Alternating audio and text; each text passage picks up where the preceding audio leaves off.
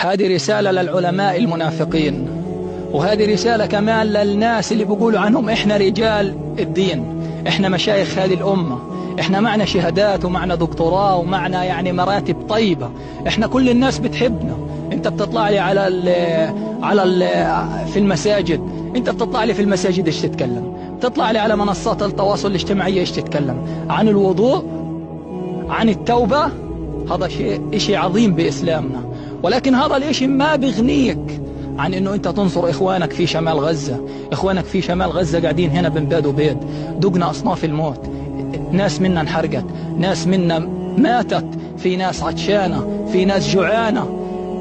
والله العظيم ما تجرأ علينا عدونا الا بسكوتكم يا منافقين. اتقوا الله سبحانه وتعالى. والله العظيم لو انكم مش منافقين لنصرتم اهل فلسطين. والله العظيم لو انكم مش منافقين. اسمعوا، بدي اقول لكم كلمة، حتى ما تاخذونا بعلمكم، وما العلم مش بس اسم. انا عالم بالاسم، العلم بده افعال، الدين بده افعال، بده تضحية. النبي صلى الله عليه وسلم قال لك ايش؟ الجنة حفت بالمكاره. بدك الجنة بدون ما تدفع ثمن عايش. والله العظيم حرب غزة كشفت امثالكم الظلمة. إن انتوا سكوتكم قتلنا اكتر من المعاناة اللي احنا بنعاني فيها. انتوا سكوتكم ذبحنا وحرق قلوبنا. انت بس بدك تقول عن حالك عالم في الامة وانت من مشايخ الامة. والله انكم كذابين ومنافقين. ليش؟ الله سبحانه وتعالى قال ايش؟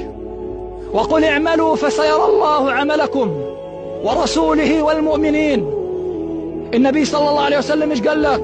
ما وقر في القلب صدقه العمل. ما وقر في القلب صدقه العمل. يعني انت لما بدك تقول لا اله الا الله بدك تعمل فيها.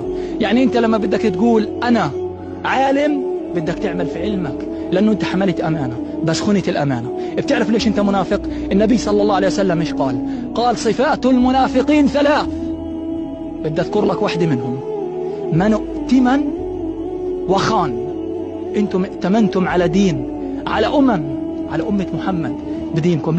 ليش دخلت في مجال العلم؟ ليش كنت عالم من علماء الأمة؟ عشان تخذلونا؟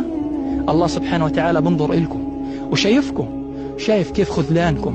لو طلع رئيس دولة أو وزير قال لك اطلع احكي لنا كلمة، كان مدحت الوزير ومدحت الرئيس، وكان جبت آيات قرآنية وكانت تحكي بحرقة وبمحبة. أما أهل فلسطين اللي محتاجينكم سبتوهم وتركتوهم. لا تيجي تقول لي ليش بتقول عنا منافقين. احنا ما بدنا اسلام باسم، لا اله الا الله محمد رسول الله بدون عمل. لا تقرأ لي القرآن الكريم بدون ما تعمل فيه.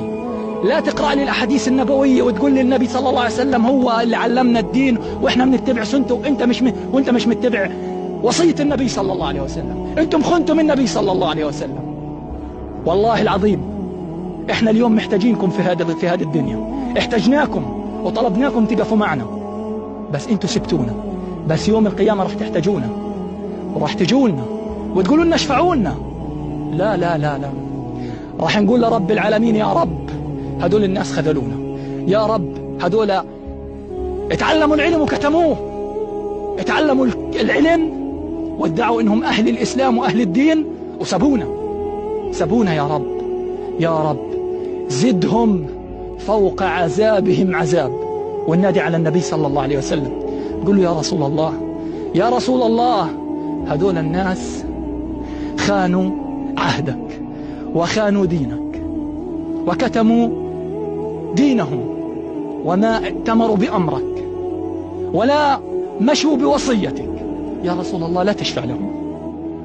هذا قولنا يوم القيامة حنقوله. والله إيمان الأمة كلها في كفة، وإيمان أهل غزة في كفة واحدة. وكان حقا على الله نصر المؤمنين. فإحنا ناس راح ننتظر نصرنا من الله سبحانه وتعالى، لأن الله سبحانه وتعالى إذا وعد لا يخلف، وكان وعد الله حقا والله لا يخلف وعده. والسلام عليكم ورحمة الله وبركاته.